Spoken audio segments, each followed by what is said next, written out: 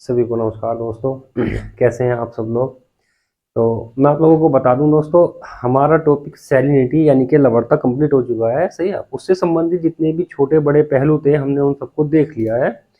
और अगर किसी को उसमें कुछ दिक्कत आती है, समझ में नहीं आता है, लगता है कुछ छूट गया है, तो आप हमें कमेंट करके बता दें। मैंने डिस्क्रिप्शन में अपना नंबर भी दे दिया है। सही है ना। तो मैं आप लोगों को बताऊं दोस्तों कि हम जो टॉपिक आज से स्टार्ट करेंगे वो होगा हमारा ओशन करंट। सही ना, यानी कि महासागरीय जलधाराएं। तो सबसे पहले हम इसमें देखेंगे कि जलधाराएं क्या होती हैं और प्रवाह क्या होता है। जल का प्रवाह और जलधारा ये आखिरकार क्या होती हैं, जलधाराएं कितने प्रकार की होती हैं, कौन कौन सी होती हैं, इनका निर्माण कहाँ होता है, कैसे होता है, कौन सी जलधारा कहाँ पर बहती है, इन सबको हम धीरे धीरे एक एक करके देख लेंगे। सही है। तो मैं आप लोगों से दोस्तों निवेदन करता हूँ कि आप सभी लोग हमारे चैनल को सब्सक्राइब कर लें और अपने सभी दोस्तों को शेयर कर दें और हमारी क्लास को लाइक जरूर कर दें। तो ज़्यादा बातें नहीं करेंगे दोस्तों, आज का हमारा टॉपिक रहेगा ओशियन करंट।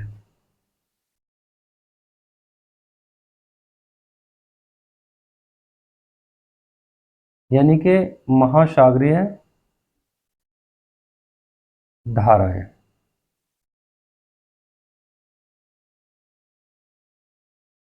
देखो सबसे पहले दोस्तों हम ये देखेंगे कि ये महासागरीय धाराएं आखिरकार होती क्या है। ठीक है ना। ये महासागरीय धाराएं क्या होती है, धारा क्या होती है ना, करंट क्या होती है। तो मैं आप लोगों को बताऊं,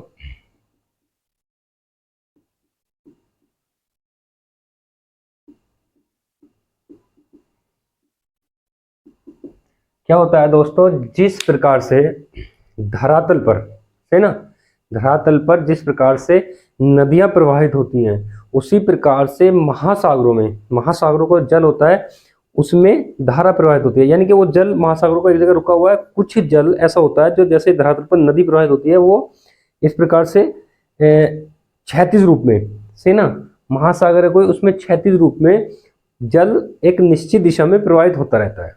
सही ना।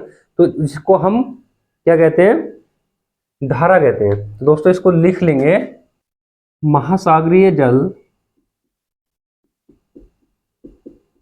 इसको आप लोग भी लिखते चलेंगे, महासागरीय जल जब क्षैतिज रूप में, जब क्षैतिज रूप में एक निश्चित दिशा में, एक निश्चित दिशा में प्रवाहित होता है,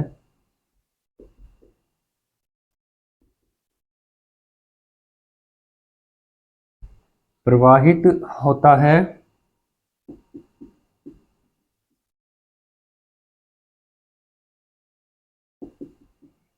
तब उसे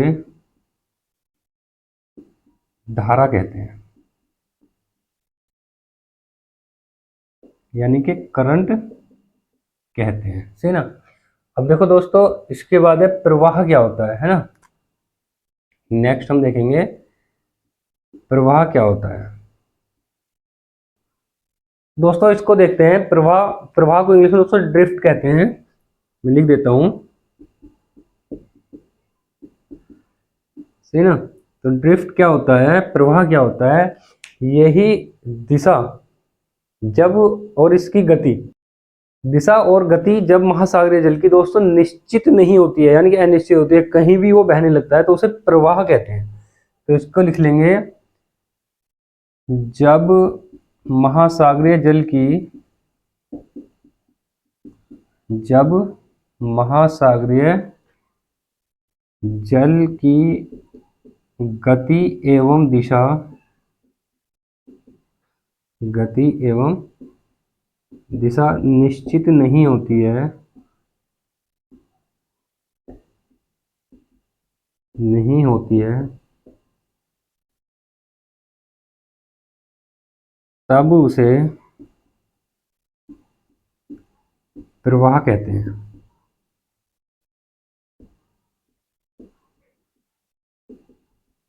सही ना। तब इसे दोस्तों प्रवाह कहते हैं। अब हम बात करेंगे दोस्तों इसके बाद में जल धाराएं कितने प्रकार की होती हैं, ऐसे है ना। तो जो धाराएं होती हैं उसके प्रकार,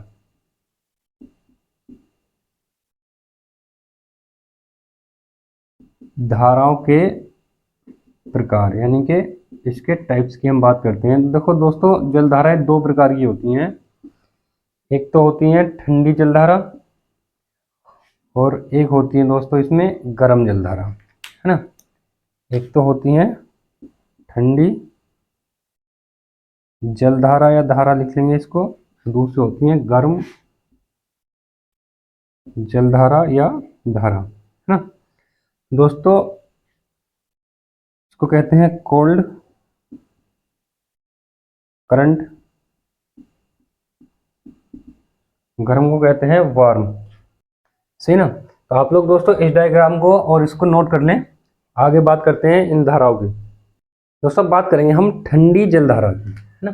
सबसे पहले हम बात करेंगे ठंडी जलधारा, या आप केवल धारा भी लिख सकते हैं। तो दोस्तों ये क्या होती है, ठंडी जलधारा क्या होती है, इनका तापमान जो इनके आसपास का जल होता है ना, देखो जैसे ये कोई जल है बहुत ज़्यादा सागर या महासागर में। अब दोस्तों इसमें क्या है, ये एक जलधारा जा रही है, ये जलधारा इस प्रकार से कोई गुजर रही है, ये जलधारा है। दोस्तों इसमें क्या होता है, इसका जो तापमान होगा वो जो आसपास का ये जल है बाकी का, है ना, इससे हमेशा कम रहेगा। कैसी है, ठंडी है, तो इसका टेम्परेचर हमेशा से, इसका टेम्परेचर कम रहेगा इससे, है ना, इसका ज़्यादा रहेगा बाकी के जल का। मान लेते हैं, एक मैं आपको नॉर्मल सी बात बता देता हूँ कि ये जो आसपास का इसका जल है, इसका टेम्परेचर है 5 डिग्री सेल्सियस, सही है। तो जो ठंडी जलधारा होगी दोस्तों, इसका इससे कम रहेगा, 4 डिग्री रहेगा, ये 4.5 डिग्री रहेगा, ओके। हमेशा इससे कम ही रहेगा, सही ना। तो इसको लिख लेते हैं, कैसे लिखेंगे, इस जलधारा का तापमान, इस जलधारा का तापमान अपने आसपास के, अपने आसपास के जल से, है ना, जल से सदैव कम रहता है, हमेशा कम रहता है ना। तो ये होती है दोस्तों हमारी ठंडी जलधारा। अब इसके बाद में दोस्तों हम देखेंगे गर्म जलधारा को।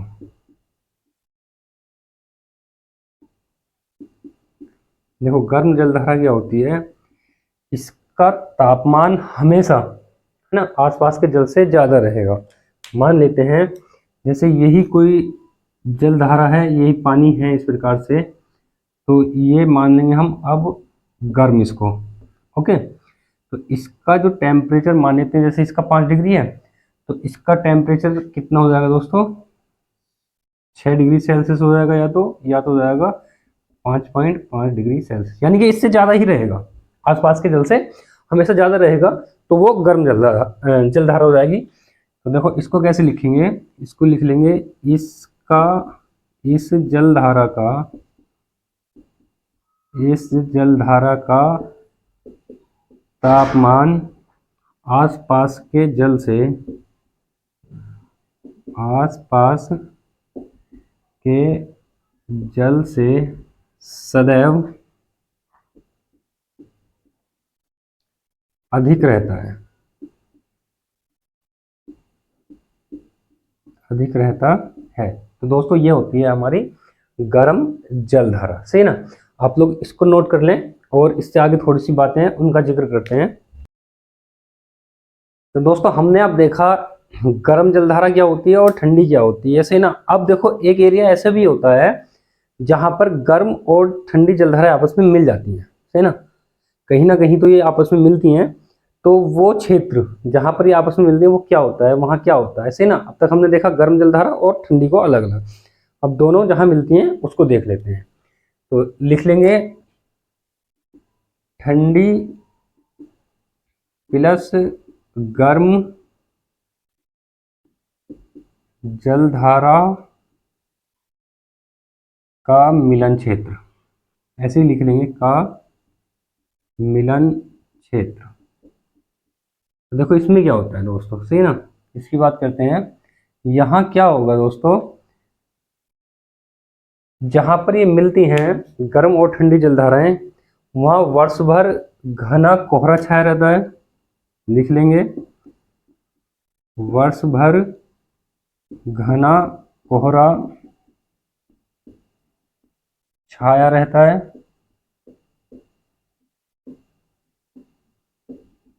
है ना। यहाँ वर्ष भर घना कोहरा रहता है, छाया रहता है। जब दोस्तों कोहरा ज्यादा रहेगा तो उससे क्या होगा, दृश्यता कम हो जाएगी, लिख लेंगे, ऐसे क्षेत्र में दृश्यता कम रहती है या होती है। और क्या रहेगा, जंतु तथा वनस्पति प्लवक, वनस्पति प्लवक अधिक मिलते हैं, अधिक मिलते हैं। दोस्तों वनस्पति प्लवक क्या होते हैं, ये मछलियों का अच्छा भोजन होते हैं, मछली इनको बहुत शौक से खाती हैं। तो जब यहाँ पर वनस्पति प्लवक अधिक मिलेंगे तो इससे क्या होगा, मछलियों का उत्पादन अधिक होता है, मछली उत्पादन, इन एरियो में मछली उत्पादन अधिक होता है या बड़े पैमाने पर होता है ना, अधिक होता है। अब दोस्तों बात करते हैं ऐसे क्षेत्र कौन कौन से हैं जहां पर ये मिलते हैं। सभी जल धाराएं जो ठंडी गर्म है सभी जगह नहीं मिलती हैं, कुछ ही क्षेत्र ऐसे हैं जहां पर ये मिलती हैं। सही, अब हम उन क्षेत्रों की बात कर लेते हैं कौन कौन से हैं। सबसे पहला है ग्रेट बैंक, इसमें इसका पहला क्षेत्र हो जाएगा दोस्तों ग्रेट बैंक, इंग्लिश में इसको ग्रेट बैंक ही कहेंगे। तो दोस्तों ये कहाँ है, न्यू फाउंडलैंड द्वीप के, न्यू फाउंडलैंड द्वीप के पूर्वी तट पर स्थित है,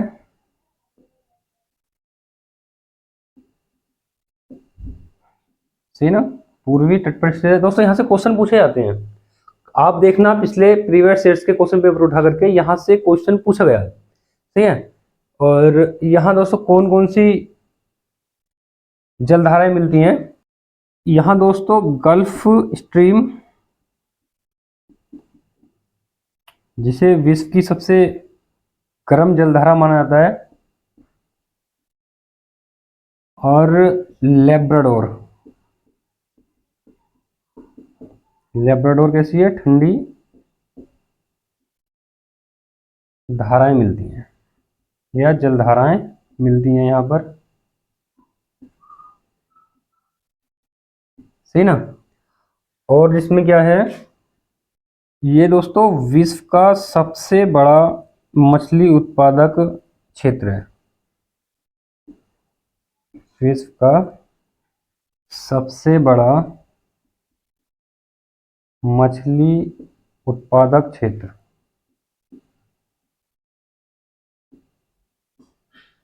ये क्वेश्चन एक बार नेट के एग्जाम में पूछा गया है, विश्व का सबसे बड़ा मछली उत्पादक क्षेत्र है, ठीक है ना, ये पूछा गया क्वेश्चन है।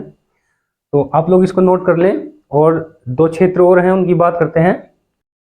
दोस्तों इसका दूसरा क्षेत्र है जहां पर गर्म और ठंडी जलधाराएं मिलती है ना आपस में, वो दूसरा क्षेत्र है डोगर बैंक, है ना। तो दूसरा क्षेत्र है दोस्तों डोगर बैंक, ये दोस्तों उत्तरी सागर में स्थित है,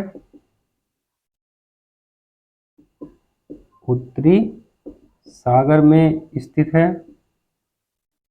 और यहाँ पर कौन कौन सी जलधाराएं मिलती हैं, तो गल्फ स्ट्रीम जो गर्म जलधारा है, और उत्तरी सागर के शीतल जल, उत्तरी सागर के शीतल जल के संगम पर ये स्थित है। शीतल जल के संगम पर डोगर बैंक स्थित है और ये विश्व का दूसरा सबसे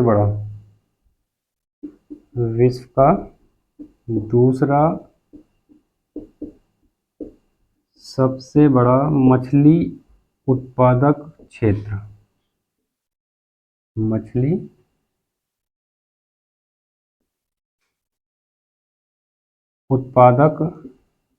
है। सही ना। तो दोस्तों ये दो की हमने बात की है, डोगर बैंक और ग्रेट बैंक। सही है। इसके बाद में दोस्तों एक बात और है जिसको मैं पहले लिखता, लेकिन चलो अब याद आ रही है, मैं बता देता हूँ आपको। देखो फेरल ने क्या कहा था, मैंने आपको एक बार बताया था। फेरल के अनुसार उन्होंने क्या कहा था, मैंने आप लोगों को देखो बताया था उस टाइम पर जब हम पवनों का अध्ययन कर रहे थे, है ना। तो मैंने बताया था, जिसने वो वीडियो नहीं देखी है जाके देख लें, पवन वाली वीडियो आपको प्लेलिस्ट में मिल जाएगी। सही ना। तो वो आपको मिलेगी दोस्तों क्लाइमेटोलॉजी में, है ना। तो इन्होंने क्या कहा था कि ये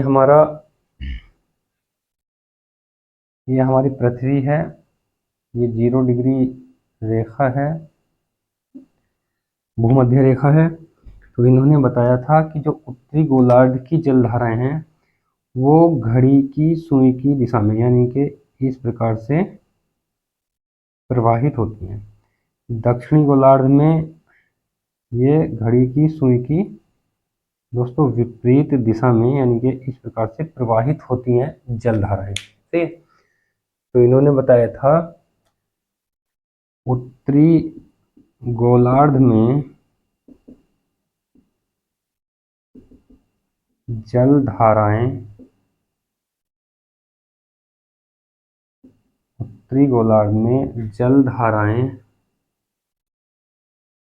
घड़ी की सुई की दिशा में,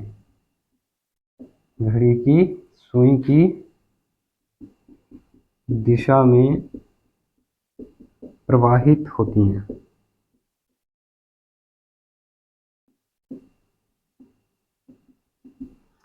और दक्षिणी गोलार्ध में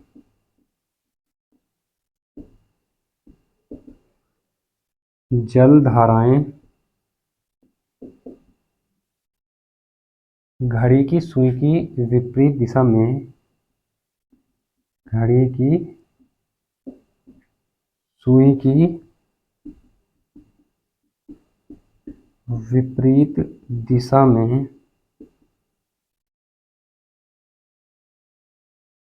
प्रवाहित होती हैं।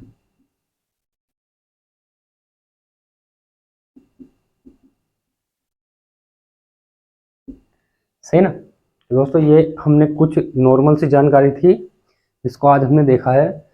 तो आज हम दोस्तों इतने ही रखेंगे और आने वाली क्लास में, यानी कि कल की क्लास में, सही ना दोस्तों, हम बात कर लेंगे इससे आगे दोस्तों कुछ टॉपिक हैं, जैसे इसकी उत्पत्ति के क्या क्या कारण हो सकते हैं, मतलब जलधाराएं जो उत्पन्न होती हैं, जल तो एक जैसा होता है, उसमें कुछ धाराएं क्यों चलती हैं, इनकी उत्पत्ति का कारण क्या होता है, और बाकी की जो बातें हैं, जैसे कौन कौन सी जलधाराएं हैं, है ना। 2 प्रकार की ये तो हमने देख लिया है कि गर्म जलधाराएं कौन कौन सी हैं, उनके नाम, ठंडी जलधाराएं उनके नाम, और वो कहाँ कहाँ प्रवाहित होती हैं, वो सब देख लेंगे, जहाँ से सबसे ज़्यादा क्वेश्चन बनते हैं। सही ना। तो दोस्तों आप लोगों से मैं फिर से निवेदन करता हूँ कि सब लोग चैनल को सब्सक्राइब कर लें और अपने सभी दोस्तों को शेयर भी कर दें। दोस्तों आज के लिए हम इतने ही रखते हैं, बात करते हैं, मुलाकात करते हैं अगली क्लास में। जब तक के लिए धन्यवाद।